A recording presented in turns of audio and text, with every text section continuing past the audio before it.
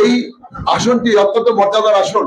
আমাদের গণপ্রজাতন্ত্রী বাংলাদেশ সরকারের নবনির্বাচিত মাননীয় প্রধানমন্ত্রী জনাব তারেক রহমান, আমাদের বগুড়ার সন্তান, আমাদের অহংকার, আমাদের গৌরব, যিনি এই আসন থেকে নির্বাচিত হয়ে বাংলাদেশের প্রধানমন্ত্রী হয়েছেন।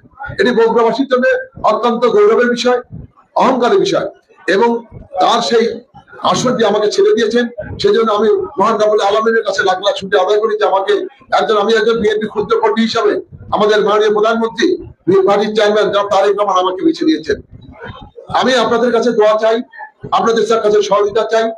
বিগত 12 তারিখের নির্বাচনে, 12 ফেব্রুয়ারি নির্বাচনে আপনারা যেভাবে কাজ করেছেন, আমাদের প্রিয় নেতা জনাব তারেক রহমান সহ 6টি আসনে যেভাবে আপনারা কাজ করেছেন, আমি সেজন্য আপনাদেরকে আন্তরিক ধন্যবাদ এবং কৃতজ্ঞতা জানাই। আপনার লয়াররা 7টি আসনে দিনরাত পরিশ্রম করেছেন এবং এইবার সুসংগঠিত ভাবে আপনারা কাজ করেছেন।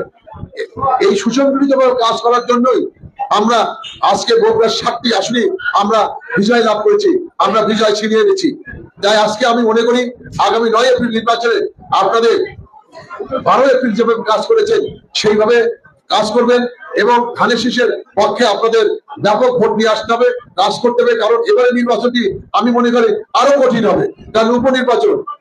অনেকে অবহেলা করতে পারেন, অনেকে আসতে চাইবেন না, কিন্তু তাদের ভোটাররা কিন্তু ঠিকই আসবে।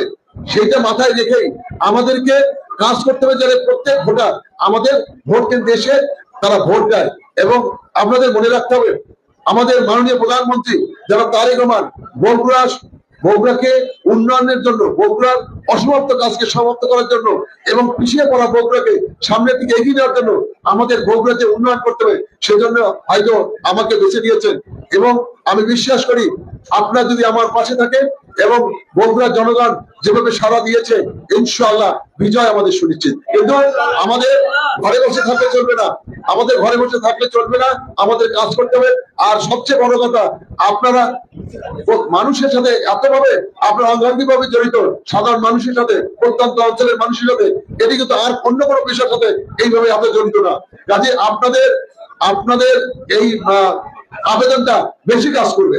আমি সেই জন্য আপনাদের কাছে, সবার কাছে বিনীত নিবেদন রাখবো যে আমাদের বাড়ির সম্মানিত সভাপতি সেক্রেটারি, আমাদের বাড়ির আর সভাপতি সেক্রেটারি সহ সর্বপর্যায়ে যারা নেতৃবৃন্দ রয়েছেন এবং আমার সাধারণ যারা আমাদের আইনজীবী পেশার ভাইয়েরা রয়েছেন, বোনেরা রয়েছেন, আপনাদের সবার কাছে আমার বিনীত নিবেদন, আপনারা সবাই ধানের শীষের পক্ষে কাজ করবেন। ধানের শীষ তারেক রহমানের ধানের শীষ, ধানের শীষ বেগম খালেদা জিয়ার ধানের শীষ, ধানের শীষ শহীদ রাষ্ট্রপতি জিয়াউর রহমানের ধানের শীষ। কাজেই এই ধানের শীষের পক্ষে আপনারা কাজ করবেন এবং এইটি মর্যাদার আসন, এটি এই গৌরবের আসন, এই মর্যাদার আসনটিকে আমরা যেন আরো মর্যাদাবান করতে পারি, সেই চেষ্টায় আমরা সবাই মিলে করবো ইনশাআল্লাহ। এই কথা বলে আপনাদের সকলের সুস্বাস্থ্য, দীর্ঘায়ু, কল্যাণ কামনা করে এবং আমি আপনাদের কাছে দোয়া চাই, আপনাদের ভাই হিসাবে, আপনাদের বন্ধু হিসাবে, আপনাদের আত্মীয় হিসাবে, যেভাবে বলে দেন আমি সেইভাবে আপনাদের কাছে দোয়া চাই। সকলের কাছে আমি বিনীত ভাবে আবারও অনুরোধ করবো, আপনাদের সহযোগিতা আমার সবচেয়ে বেশি প্রয়োজন।